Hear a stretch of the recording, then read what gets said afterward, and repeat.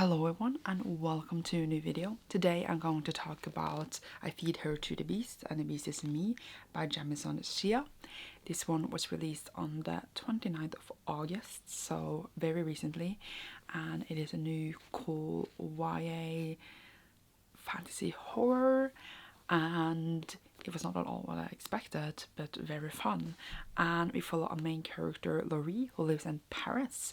She goes to this ballet school, and it is very like cutthroat, very rivalry, and like competitive was the word I was looking for. Well, she's trying to reach the top there and do her best, but she's also black, and this is, like many other entertainment industries, racist, so she's struggling even more to get on top than another white competitor.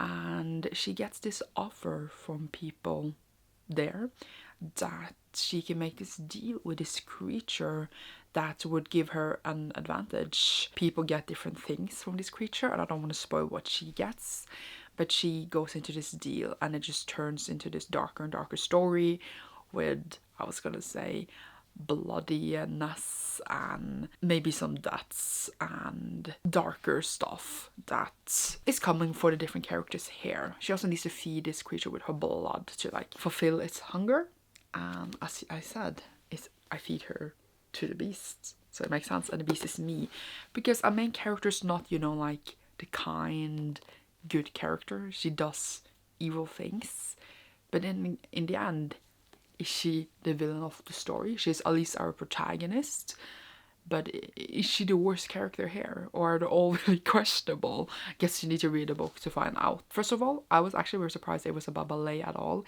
It was not the impression I gotten from looking at this cover.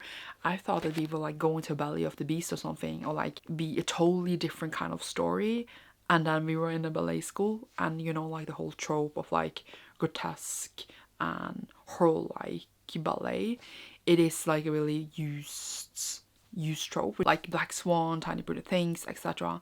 And I realized I really like that trope, and I don't know why it has been made, but it's very interesting and it definitely fits very well in the horror genre, and here this book does this in a wild way. I think I really liked, as I said, our main character, who is, I was gonna say not villainous, but of course she's not good because she uses this advantage without consent of the people around her, obviously. So obviously that's not a good thing, but at the same time I'm like, well, what you gonna do in this world? It's like she cheated on like Sam, and I'm like,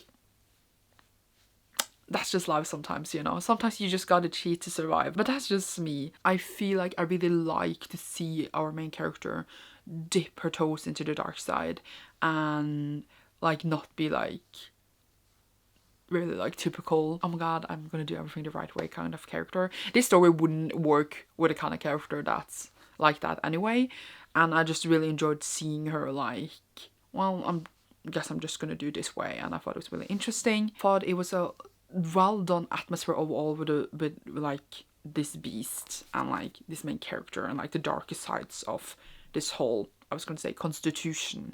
So like the atmosphere was done really well. However, I do also had some troubles with like the middle part of the book. The beginning was really interesting, but in the middle part a lot of new characters were introduced, and like there's a lot of interactions and talking, and I felt like we didn't manage to focus on like one thing. Like people do die, and like I want to focus on that, and I'm like, no, we're just gonna talk about this for a second. And then I want to focus on the dancing. No, we're not gonna actually do the dancing.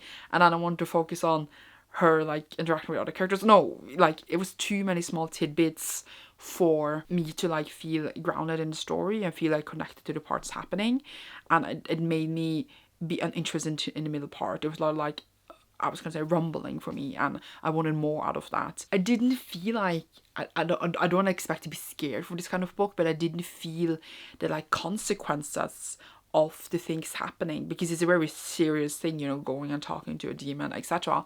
And I felt like it was taken very lightly in the story, like, oh, you just made this deal and yeah, whatever. And I was like, what? And then there was not just one character doing this, there were several, and they all just took this very like, oh yeah, whatever.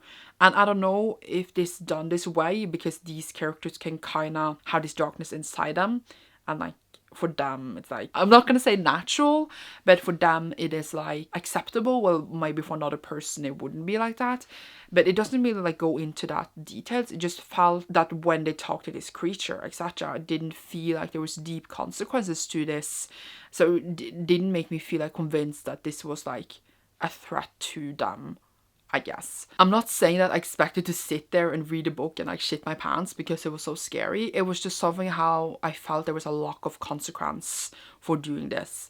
And I'm not saying that I wanted them all to be like spared in the end because of this. I like a story that goes in a darker direction, but I also like to see like the journey and the build up for this to in a way make sense. And the book missed that part for me, which make the story a bit like, I don't know the exact words for it. I feel like I was gonna say it makes it unrealistic, but that doesn't make any sense because it's not an unrealistic story, because we can't go and make a deal with the devil. It's not actually a devil, but you get what I mean. Lacked some fear is maybe the word I want. I lacked some fear for the characters and I didn't have that. But yeah, the book also did have some like funny, not funny, but interesting plot twist of like what some characters did. And overall I liked it. I just wish we dwelled deeper into some of the things that was in it. So, like the characters, like the writing, really liked the atmosphere and the idea of the story. I just wish some parts of it was, as I said, executed a bit differently for me to be like spooked, like chilled, be like, oh. But in the end, I did come a bit to that part. So I felt like the ending was really fun, and like it seems like it was mentioned that a story could become again. It was like, if you like these characters, I'm not gonna say their names, you could see them again in the future.